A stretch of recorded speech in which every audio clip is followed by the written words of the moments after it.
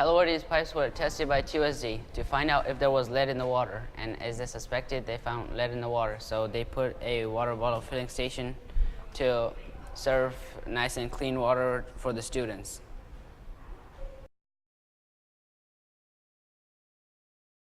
I don't think that lead in the water in large quantities is good for anybody, so I think that is probably not good.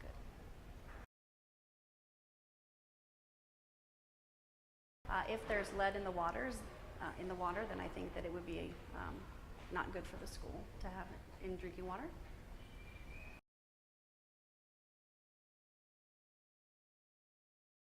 I think it's a great idea. I think it'll give the students cold filtered water that tastes good, and it will encourage them to recycle water bottles.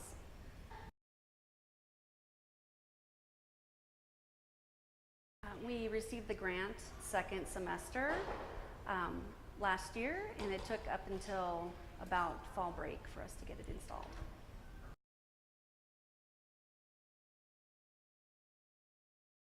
I think that they need to eliminate the lead from the water by changing out the pipes and putting filters in for the water that we use for drinking. As stated before, TUSD put a water bottle filling station in Palo Verde to serve the students nice and clean water, and it took about 8 months to build it, and now you can fill your water bottle anytime without worrying about lead.